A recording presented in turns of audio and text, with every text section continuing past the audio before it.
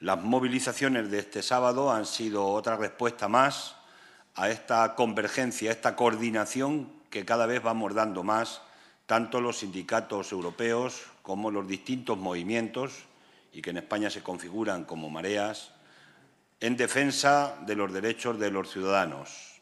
La calle es la respuesta a la troika diciendo que no nos resignamos, que no nos vamos a resignar a que nos sigan dando castigo a aquellos que ni han sido ni son los responsables de esta inmensa estafa que han organizado los poderes financieros. Y vamos a continuar construyendo poder, construyendo puntos de encuentro, construyendo alternativas entre los distintos partidos de la izquierda en la Unión Europea y especialmente y en particular de los países del sur, que son los más agredidos, los más afectados en este momento por estas políticas de corte neoliberal. Hemos conocido también en este fin de semana el nuevo paquete de recomendaciones de la troika, las recomendaciones de Bruselas. Es a cambio de una insignificante y pírrica moratoria de 2 décimas en el déficit, al Gobierno de España le dan una vuelta de tuerca más a las políticas de austeridad, a los recortes, en definitiva, a los ciudadanos y ciudadanas. Es una especie de palo y zanahoria, solo que la zanahoria es virtual porque lo que nos están dando es alargar moratoria, pero la deuda se seguirá incrementando con el déficit, por tanto no nos dan nada, son más intereses que vamos a pagar por mayor deuda y el palo es real. El palo sí lo están dando con cada una de las políticas que le están aplicando a la gente.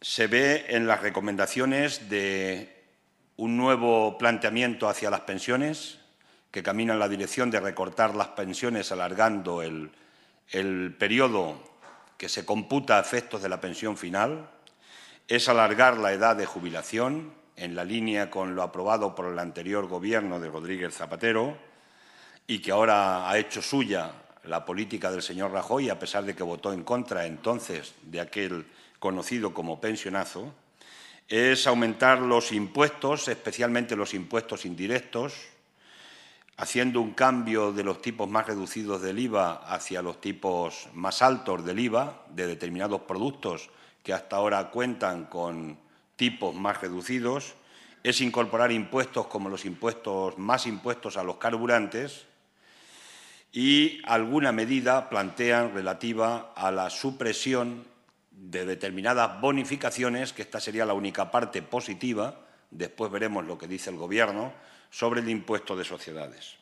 No actualizar los salarios con el IPC, que es otra de las medidas que plantean, y esto significa una pérdida de poder adquisitivo de los salarios, más en unos salarios que están decreciendo cada día más en España, y eso significa que la crisis de demanda se agudizará mucho más. Habrá menos consumo, habrá menos producción, habrá más destrucción de empleo y habrá más recesión. Y, finalmente, plantean que hay que reevaluar de nuevo la reforma laboral. Nosotros la evaluación ya la tenemos hecha. Más de 500.000 personas se han despedido con esta reforma laboral, despidos baratos, y no sé qué más evaluación quieren hacer de esta reforma laboral, que está destruyendo empleo de una manera rotunda en nuestro país y que está hecha intencionadamente para esa destrucción de empleo y para despedir a trabajadores que tienen derechos en las empresas por trabajadores precarios en la mayoría de los casos. Parece que el objetivo último de estas medidas es, una vez más, garantizar que se cumpla el artículo 135 de la Constitución española, que es garantizar el pago de intereses y el pago de deuda a los inversores extranjeros, a los cuales está defendiendo perfectamente la troika en esta comunión permanente que tiene con el poder financiero y el poder especulativo. La segunda cuestión son las declaraciones que, sinceramente, nos han sorprendido del nuevo gobernador del Banco de España y que no pensábamos que iba a continuar por la misma línea que había seguido Miguel Ángel Fernández Ordóñez. Ya sabéis que Miguel Ángel Fernández Ordóñez se ocupó más que de sus competencias, que era supervisar que no hubiera créditos temerarios por parte de las entidades de ahorro, por tanto es responsable directo en sus competencias del desastre que se ha creado económico en nuestro país y de la propia destrucción de las cajas de ahorro, espero que algún día lo pueda pagar en los tribunales, y se dedicaba a decir que muy bien la reforma laboral y que había que bajar los salarios en nuestro país. Esto era lo que estaba haciendo Miguel Ángel Fernández Ordóñez. Sorprendentemente, el nuevo gobernador del Banco de España lo que viene a decirnos es que hay que bajar el salario mínimo interprofesional e incluso hacer salarios, convenios o contrataciones, por debajo de los convenios establecidos con los propios trabajadores. Con esta posición podíamos decir que ambos gobernadores del Banco de España son la representación genuina del bipartidismo en nuestro país. A uno lo puso el Partido Socialista, a otro lo pone el Partido Popular, pero la filosofía es exactamente la misma. Y dado que quien lo está diciendo es ni más ni menos que el gobernador del Banco de España, las palabras no caen en saco roto. Si se ha convertido y se han convertido los gobernadores del Banco de España en el ariete de la gran patronal en este país para bajar los salarios y para presionar al Gobierno para que haga políticas que ayuden a bajar los salarios, pues parece que el señor Linde tendrá que comparecer aquí en el Parlamento y a explicarnos cuáles son las bondades de eso que está planteando y que incluso se podía cuestionar como constitucional o inconstitucional, para ser más concretos, ¿no? Porque hablar de bajar el salario mínimo interprofesional, que está congelado en 645 euros por este Gobierno que lo congeló inicialmente y que después hizo una subida pírrica de los 641 a los 645 y que además es uno de los salarios mínimos interprofesionales más bajos de los países de la Unión Europea, realmente es demoledor el que haya hecho este planteamiento. Es un planteamiento que insulta a la inteligencia de la gente, además de insultar a toda la gente que está sufriendo tanto con los salarios bajos en nuestro país y con contratos precarios. Por tanto, tendrá que comparecer aquí en el Congreso y vamos a hacer una petición de comparecencia para que nos explique cuál es esa iluminación divina que tiene en su cabeza para poder venir a hacer afirmaciones de este calibre, que, por cierto, no están en las competencias del gobernador del Banco de España. La tercera cuestión que queríamos comentar es la declaración que hemos escuchado también ayer del presidente del Gobierno. Parece que Rajoy ha descubierto la luna y ha dicho, ya verán ustedes el martes que viene qué buenos datos vamos a tener con respecto al paro. Se van a publicar mañana. Ha anunciado ya y se apunta un éxito o un falso éxito ante lo que es la destrucción de empleo que está llevando a cabo con sus políticas. Rajoy dice que en mayo, y ya lo debe saber, me imagino cuando ha hecho estas afirmaciones, que ya tiene información privilegiada, por eso de estar en el Gobierno, que no tenemos los demás grupos parlamentarios, de cuál es el dato que vamos a tener del paro registrado en el mes de todo el mes de mayo y que se publicará mañana. Pero nos adelantamos para explicar una cosa. Ya somos mayores de edad en este país. Ya que nos tomen el pelo más y cada día más, pues la verdad es que empieza a ser ya hasta insultante, ¿no? En el mes de mayo, en plena crisis, desde que empieza la crisis, 2009, 2010, 2011, 2012, toda España sabe que el paro baja y que baja estacionalmente y que baja fundamentalmente por las contrataciones que se hacen en las zonas turísticas. Y por ser más precisos, pues desde la bajada que hubo del paro en el mes de mayo del 2009, mayo de 2010 bajó, por ejemplo, 76.000 personas, en mayo de 2011 bajó 79.000 personas, en mayo de 2012, el anterior mayo, bajó en 30.113 personas y es previsible, es presumible que en mayo del 2013 vuelva a bajar, pero por la tendencia natural que tiene el mes de mayo, repito, que baja siempre en plena crisis. Por tanto, no es como consecuencia de las políticas activas de empleo de Rajoy y de su Gobierno, sino que es como consecuencia de un ciclo que se produce, repito, en plena crisis. Por tanto, en lugar de venir a sacar pecho de hojalata diciendo que qué buen dato vamos a tener en el mes de mayo y que nos alegramos de que haya contratos, no cabe duda, como no nos ha alegrado cada mayo de los años anteriores, más que sacar pecho de hojalata lo que tenía que hacer era aplicar el plan de empleo que le hemos presentado desde Izquierda Unida, que seguramente de esa manera sí íbamos a crear empleo real, que no iba a ser estacional, que no iba a ser coyuntural y que iba a ser cambiar de verdad esa senda que tanto hablan de ella, de creación de empleo para el futuro. Por tanto, es la recomendación que le damos al señor Rajoy ante eso, que aplique, se ponga en marcha para aplicar el plan de empleo que le hemos presentado desde Izquierda Unida.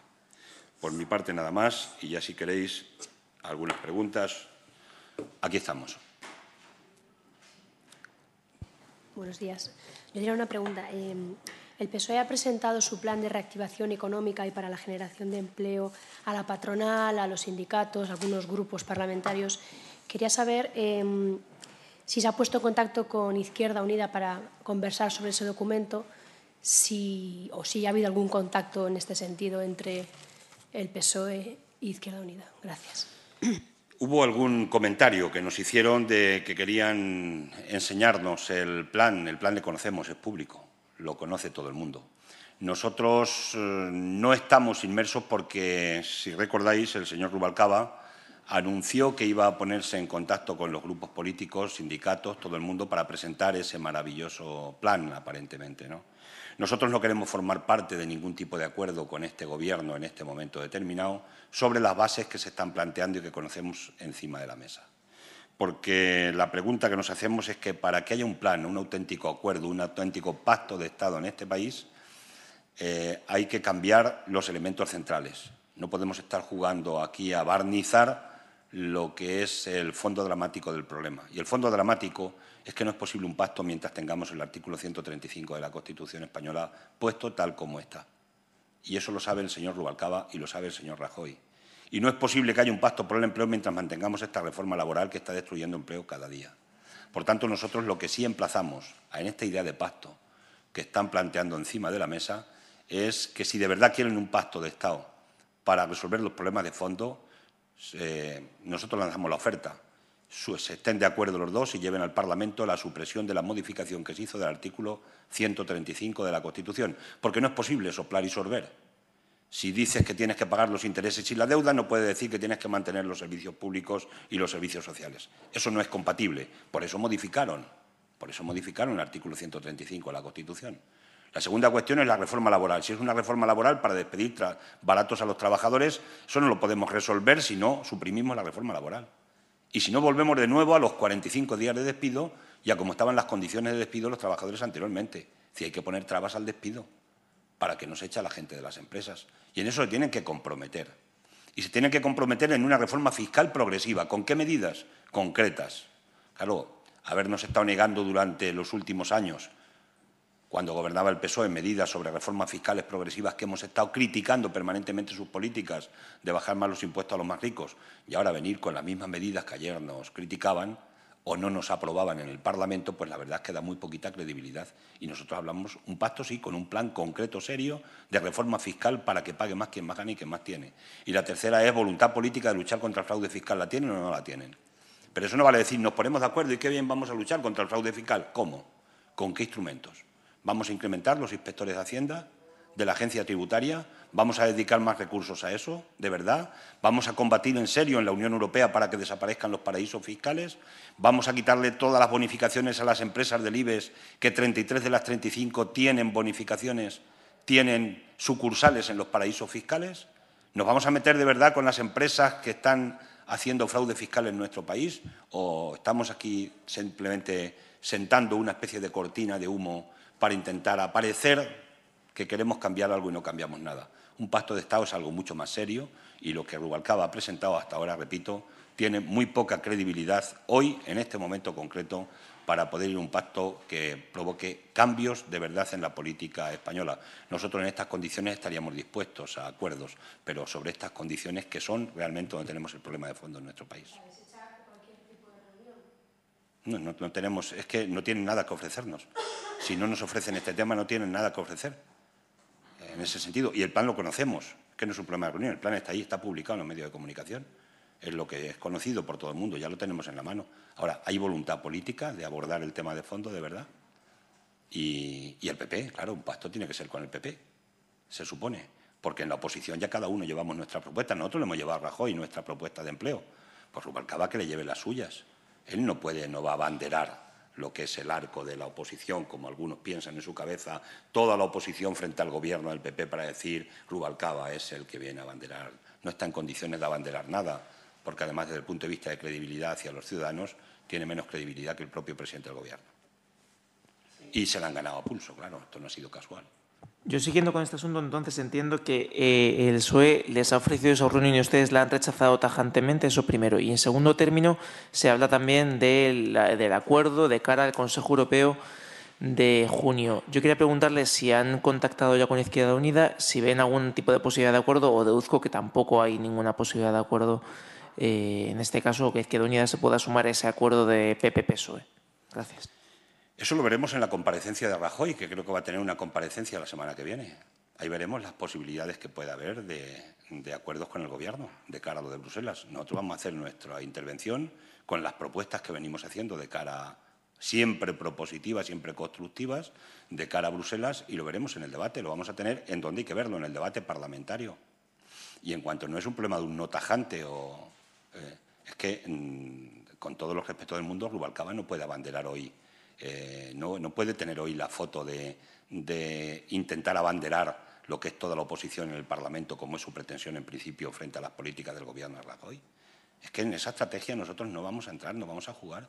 Que el problema de este país, y algunos pretenden que se les olvide porque la memoria es corta, es que el problema de este país es el bipartidismo. Es que el problema de lo que está pasando hoy, una parte muy importante, fundamental, mayoritaria, ha sido la política de no intervención pública en la economía del ladrillo, de la vivienda, que ha tenido los gobiernos de Rodríguez Zapatero. Ha sido no atender las peticiones que le hemos venido haciendo desde Izquierda Unida, de que interviniera en la economía. Es que el desastre de las cajas es como consecuencia de no haber actuado el gobierno de Rodríguez Zapatero, y el señor Rubalcaba es que estaba ahí, en el ojo del huracán, y no estaba con políticas distintas. Es que Zapatero le convenció en 15 minutos de que tenía que modificar el artículo 135 de la Constitución española. Y, hombre, no podemos estar con un discurso en la oposición y otro en el Gobierno abanderando ahora a toda la oposición, que es el objetivo que tiene. El señor Rubalcaba no representa a la oposición representa a la suya, pero no representa a la de Izquierda Unida. Nosotros, en el debate parlamentario, es donde se ve la posición que tiene cada uno de los grupos. Nosotros ahí tenemos la trayectoria de antes de este periodo legislativo, de la que tenemos ahora mismo, y nosotros no hemos cambiado de opinión. Y nosotros hemos estado frente a las reformas laborales en la calle con los trabajadores, y otros han estado aquí aprobando las reformas laborales, la anterior y la actual. Y ahora cambiar de la noche al día, con todos los respetos del mundo, la verdad es que nos da muy poquita credibilidad en ese sentido.